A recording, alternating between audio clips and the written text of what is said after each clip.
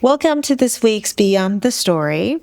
I'm super excited because I get to sit here today to talk with two friends, really.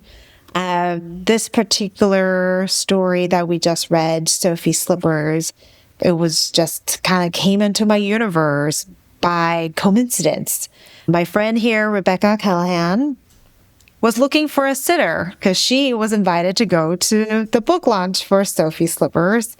And I said, bring your kiddos over. And next thing you know, I am mesmerized by the story because she dropped a signed copy off. And I really want to know who Sophie was. And apparently she told me Sophie is a real person, a real dance teacher, 20 minutes away from where we lived. So here we are. I'm so excited because this is one of those moments where you get a book without any agenda, and then it's like peeling onions, and there's layers upon layers upon layers that I feel like it is just so beautiful. And it makes me think that many of the stories that we hear, many of the books that we have, probably go kind of do something very similar if we have the right lens, if we have the right support to help those of us who are not being trained to become a marriage and family therapist like Rebecca is. Like, we don't see those layers. So I'm so happy that you guys are joining me here today to chat about this. Thank you so much for having us. Sophie, we're going to start with you.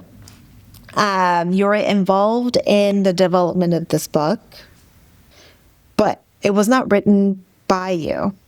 No. It was an author, but it's based on you. I'm very honored to have been used as the inspiration for this book. And Kelly Gary was an employee of mine at the dance studio. She's now an elementary school teacher, but for several years she worked for me in the dance studio.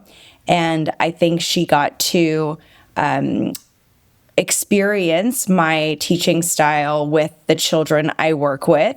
So she was watching that from kind of the outside, and then also just being an employee of mine, hearing about my own childhood experiences as a dancer and kind of creating this imaginary dance studio that I ran for many years in my childhood, and hearing kind of those fun stories and the ways that I developed my imaginary dance studio and brought it to life 20 years ago in the creation of my actual dance studio with real children and people. And I think she just was really inspired and loved the magic in those fun things, and that led her to want to write this children's book. I think Kelly and I both agree that children's stories and songs give children the ability to explain the unexplainable for them in many ways. And as an elementary teacher herself and a kindergarten teacher for a while, that the power that the stories had in helping to support, inspire, comfort children is very impactful. So Kelly came to me and said she had written this little story based on the experience she had working with me and the things I've shared with her. And was I interested in helping make it come to life in some way? So I was thrilled to, and have been part of the development of this book at the point. As Kelly was writing this book, inspired by your interaction with children today, do you remember what it was like for you personally? Like, when you were growing up, is there a story or two? How did you discover that magic was in you and not something outside? I was really blessed to grow up with two parents who were kindergarten teachers. And both of my parents were extremely creative.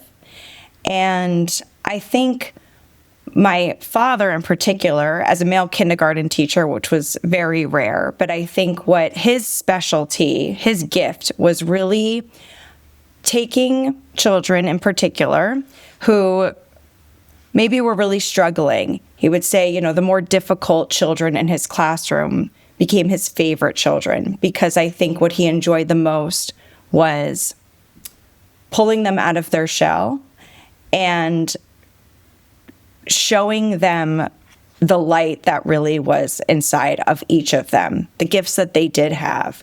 My father loved that challenge. He would say all the time, I think my parents were both kindergarten teachers in the same school.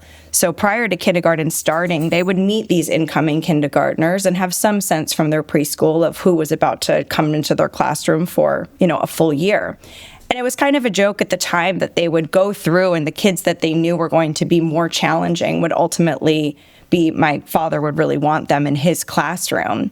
And his classroom, if you walked by the halls and looked inside the window of my mother's fairly organized and meticulous kindergarten classroom, civilized in some ways, and my father's classroom looked like maybe something out of Kindergarten Cop, but he just thrived in having children that maybe appeared chaotic, but in many ways were truly creative. And he really enjoyed the creative process of them being able to excel and find the best parts of themselves, especially in a world, and we see that now more and more, certainly from the time he was a kindergarten teacher, where there is so much criticism and judgment if you're kind of not falling into line. And so there's fewer and fewer people excited about celebrating what your own uniqueness or what your light may be, because it may not be so obvious in the current daily expectations and pressures that everybody has.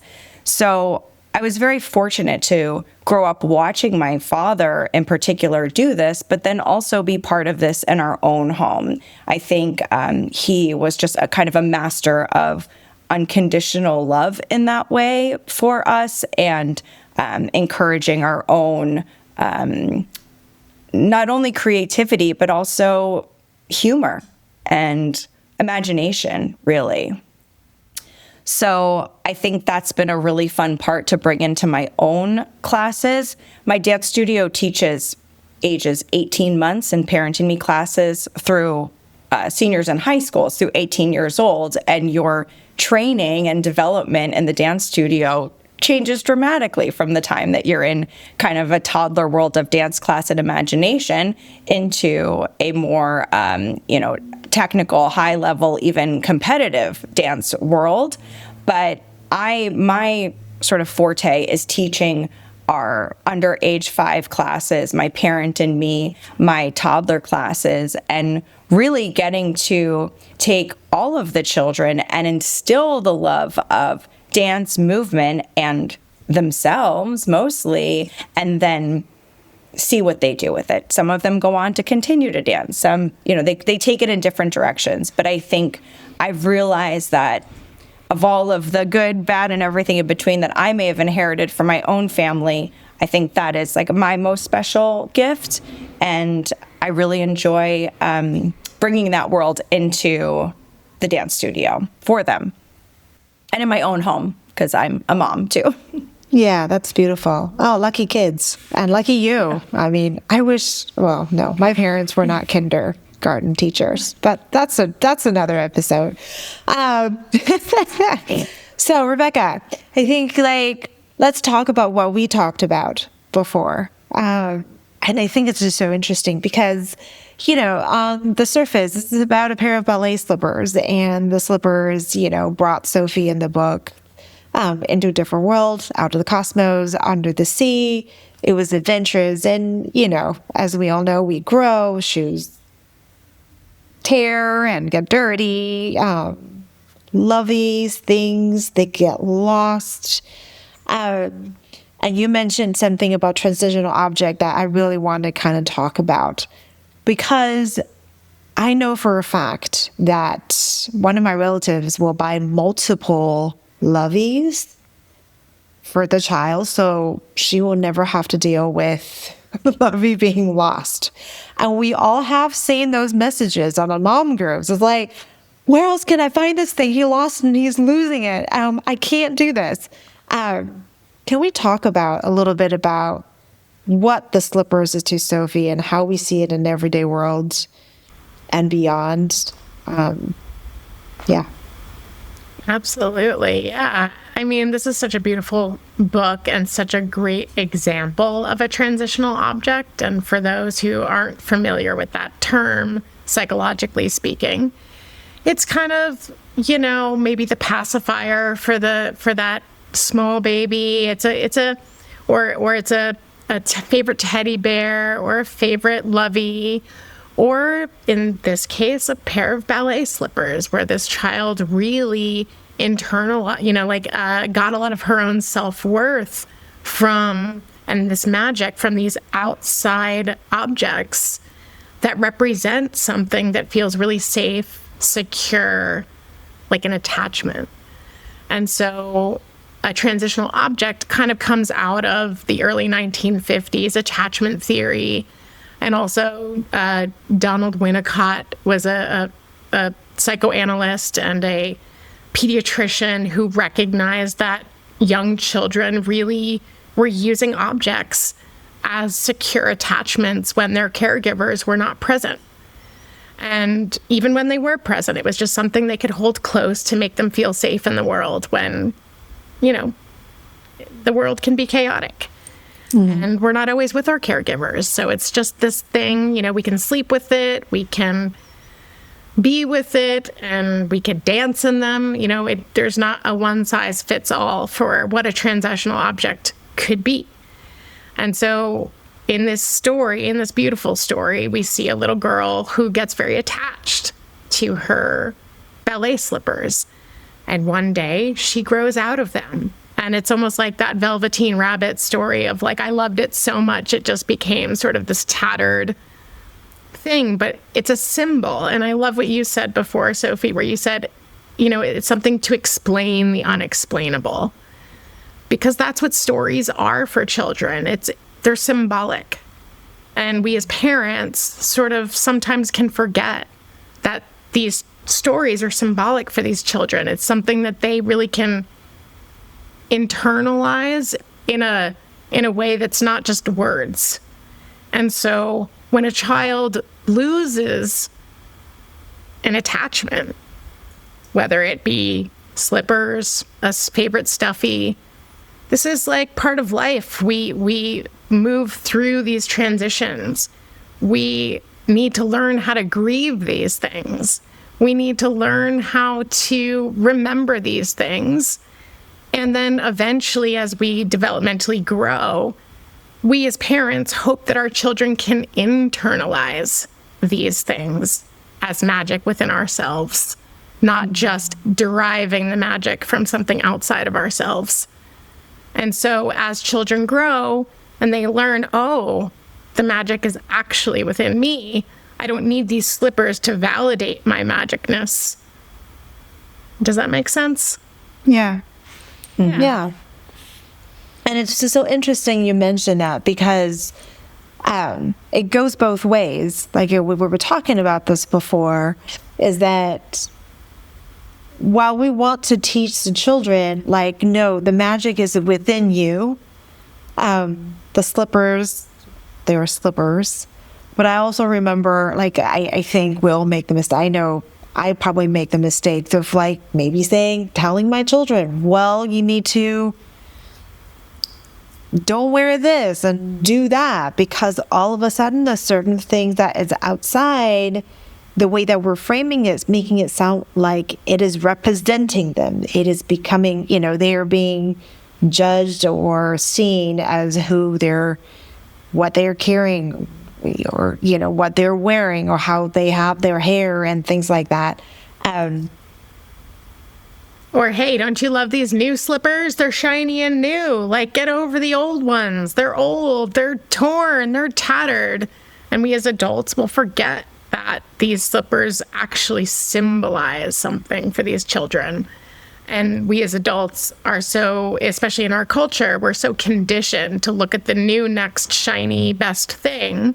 And we forget that these are attachment objects. These are security. This is meaning making for these kiddos.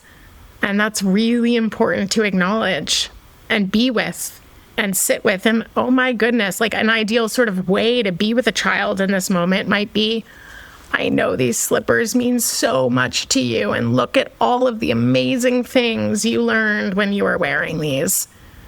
Ask the child, what do these mean to you? How can we honor these? How can we remember these beautiful slippers?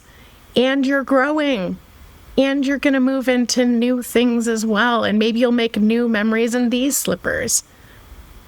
So it's that process of initiation, right? We don't have a lot of initiation processes in our culture, but these thresholds of moving from something that meant something so much to a child into something new is such an important process to remember to be with children in. And we as adults sometimes forget because we're just saying it's an object. It's just a thing. Get over it. And that's how we really invalidate our kids. And really, that's not empathy. That's not being with. That's how we create sort of your feelings don't matter. Your safety doesn't matter. Yeah, so I feel like this is such a fine balance in between giving the object enough meaning because what it symbolizes, and at the same time, like, how do you transition the kids out of it? I don't know. There's like, I feels like it's a dance, pun intended. Yeah, sure is, isn't it?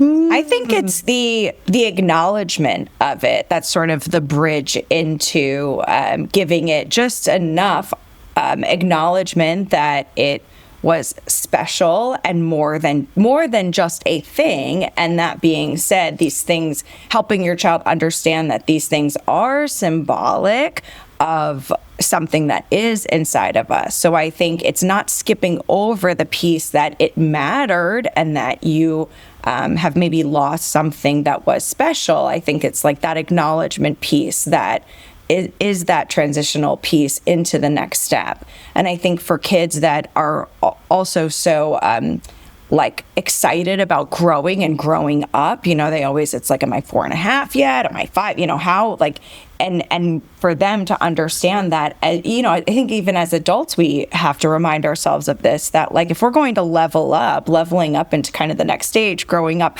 not everything we have is meant to come with us. So we kind of have to start at a very young age, understanding that all of these little things outside of us cannot always come with us into the next piece.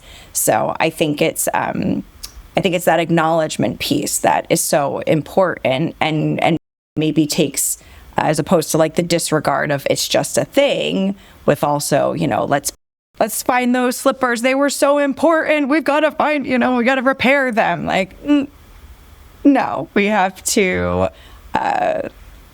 give them gratitude for what they served and move on to the next level, to the next. That's kind of where the internalization of these symbols means that's sort of the teaching process, right? Like, we want our kids to internalize these feelings instead of carry them around in bags with us. And that's, I think, the developmental process is sometimes these transitional objects are just that, they're transitions. Yeah, I feel like a lot of these things, sure, we're, as parents, we want to help with our children, help our children go through all of these hard things. But I feel like, for me personally, the question is like, can I sit with it? Like, what is your advice to parents? Like, right? Like, where do the parents themselves need to be? Like, when the kids are having big feelings and they're freaking out and everything, nobody is regulated. Like, how, like, I mean, I don't know, maybe like we all have our own ways of kind of like coming back to center. But do you too have some tricks up your sleeves as to what to say to yourself or to the child so you can co-regulate, or just being able to sit in the grief and what that looks like? Yeah. It's tricky in our culture because a lot of us weren't really mirrored in this way that we're talking about. And, it sounds like I've known Sophie a long time. It turns out we actually went to college together. So I know her dad, I know her mom, and she probably was mirrored very well.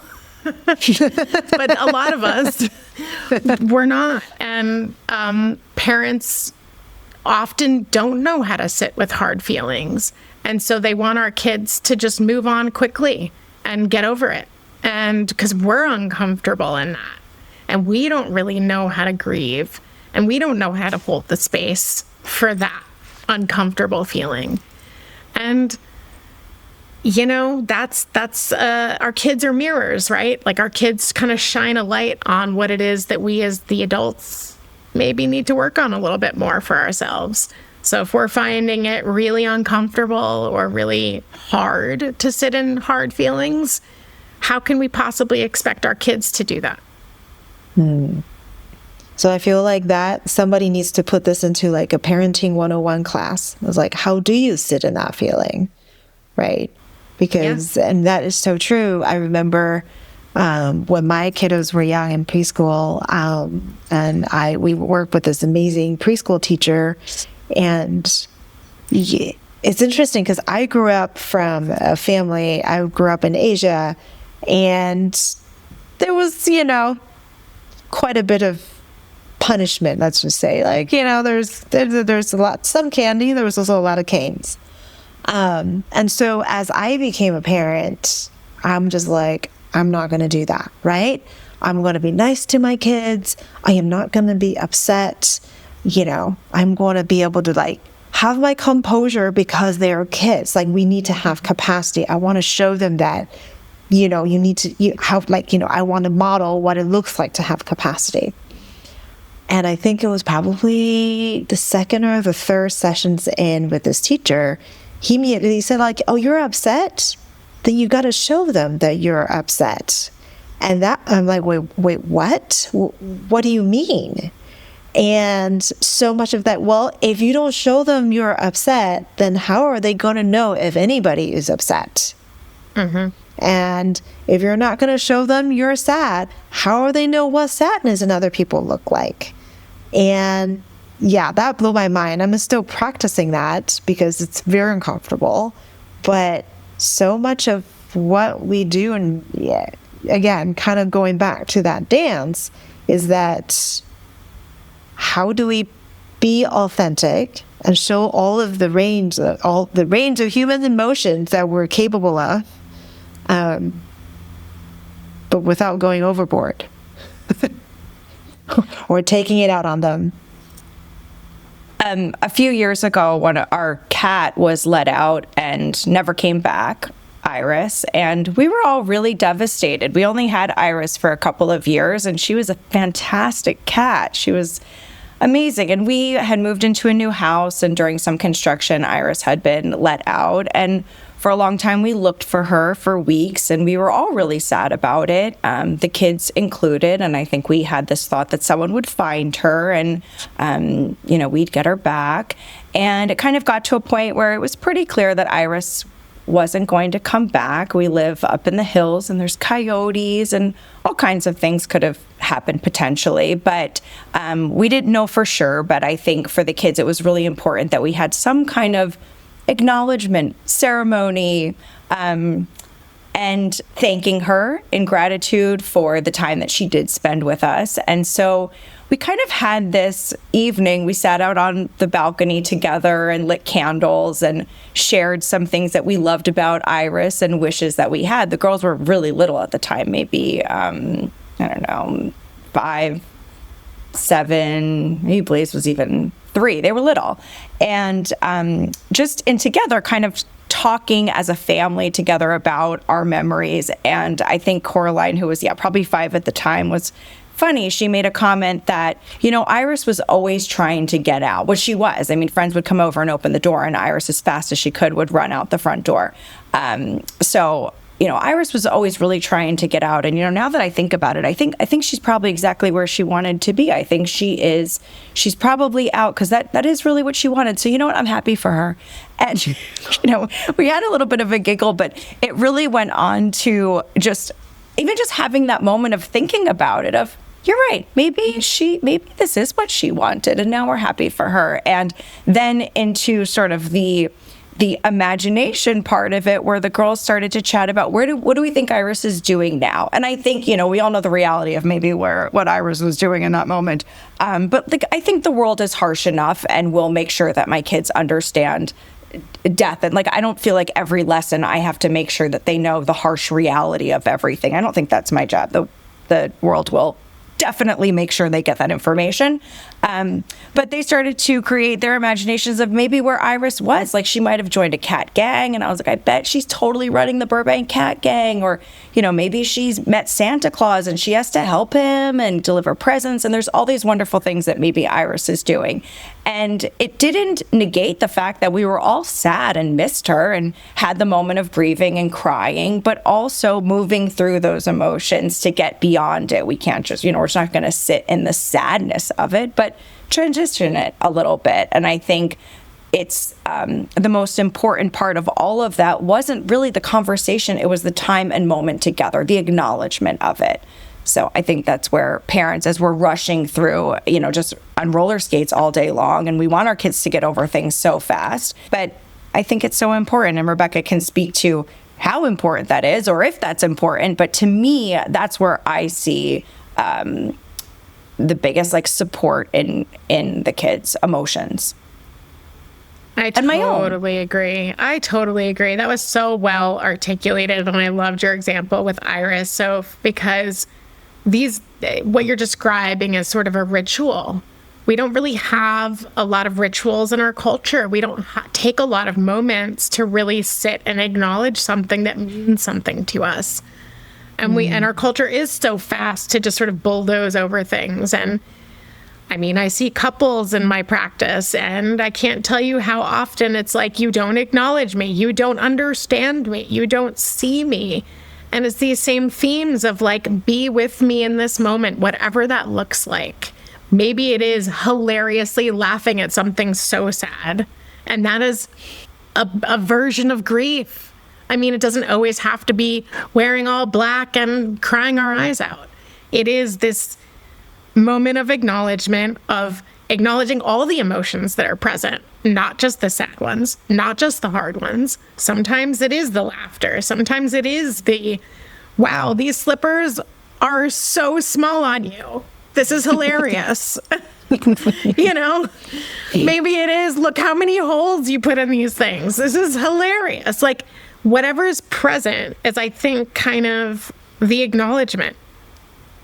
Yeah, it sounds like we just got to run towards it. It reminds me of another book. And this is the funny part. As I start looking at children's book with a more of an analytical, I'm not clinical, but somewhat know what I know. I don't know if you guys remember this other book called, what is it? We're going on a bear hunt, or whatever hunt it is. And it all talks about, you can't go over it, you can't go under it, you got to go through it. And that's at the end of the day, that's really what life, to this day, in my mid-40s, is however hard or crazy or hilarious life, is, you just gotta, you're gonna go right through it. And how do we build that capacity? The only way out is through, Rita. Yeah. Right. And how do we build that capacity? I think that's the interesting part is how do we help the children build the capacity to be able to hold that emotion, to be able to go through it, and then come on the other side. That is exactly right. I would say clinically, the idea is always wholeness, capacity, stretching our edges in all the directions, not just one. So if there is one takeaway for both of you that you want the audience to know from a teacher standpoint, from a family therapist standpoint, what would it be? If they forgot about our entire conversation, and then just one thing you want them to remember. So I have a couple of thoughts. One, it's to remember the importance of stories for children and what they actually do, and the importance of understanding too that children relate so much to the source of the information they're being given, who is giving the information, And I think especially like now my oldest daughter's 15, she's a teenager, and I could say the exact same things that somebody who is not her mother could say, and they will hit entirely differently. So who is sharing the information is really important. And the fun thing about stories is kids get to hear this information not from a parent or, a teacher, or even somebody who may just have like a critical eye looking at them, but from this sort of greater power, esoteric, ethereal situation. And so the information they're getting from the stories, the lesson they're getting from the stories can hit really differently.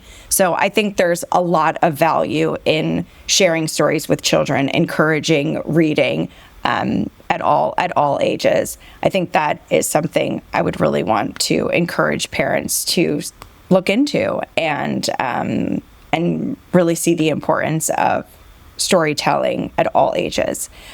And I think the other thing is really just helping our children to understand all of the magic and power that they have within themselves, because at the end of the day, we don't remember the things. Remember the feelings. We always remember how we made someone feel, how someone made us feel.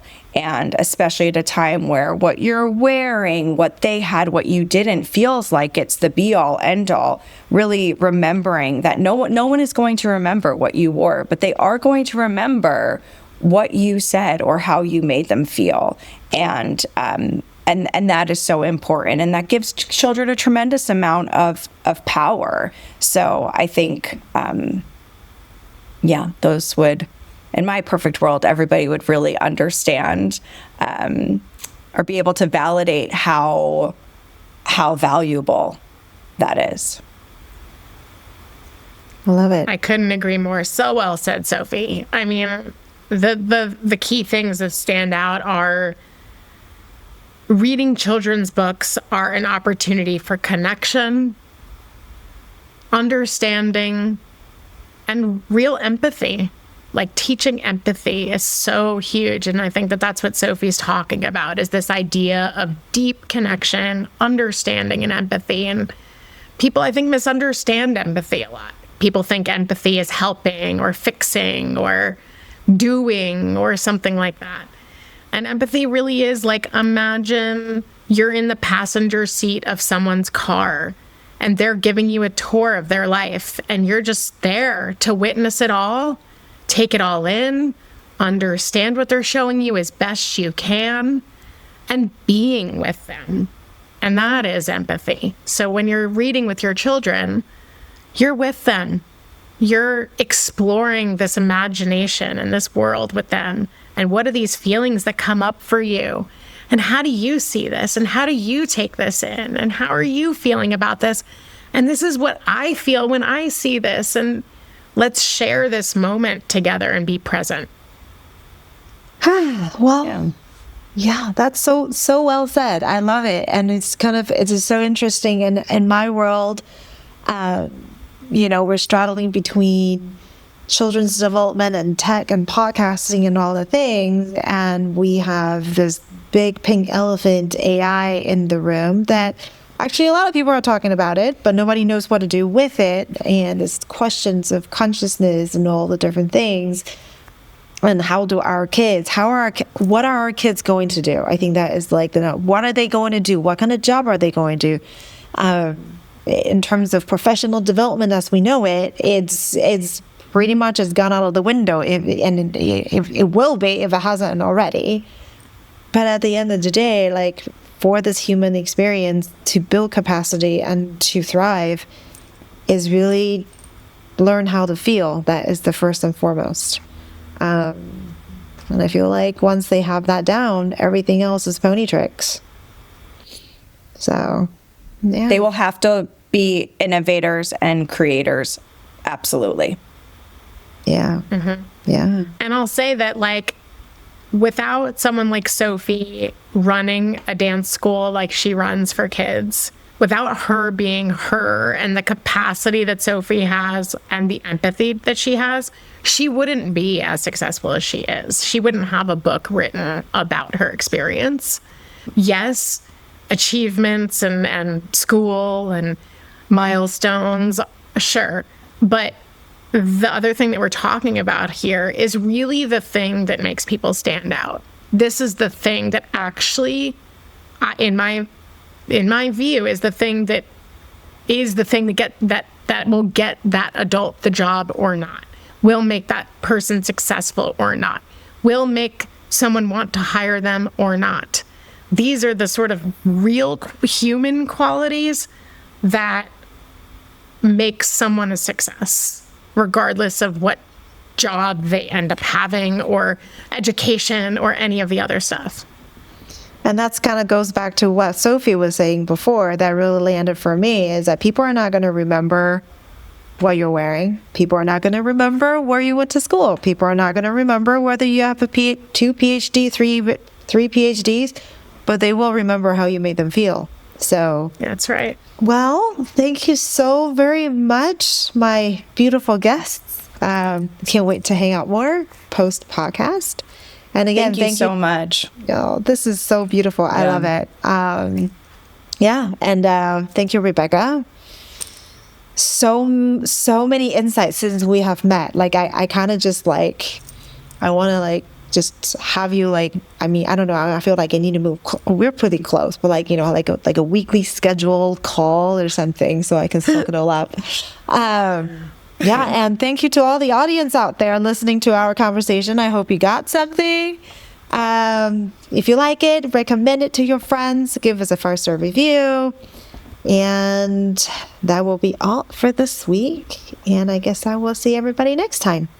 Thank you. Thank you, Rita. Thank you, Rita. Thank you, Rebecca. Thank you, Sophie. Love you all. This was so much fun. Hope we can do it again.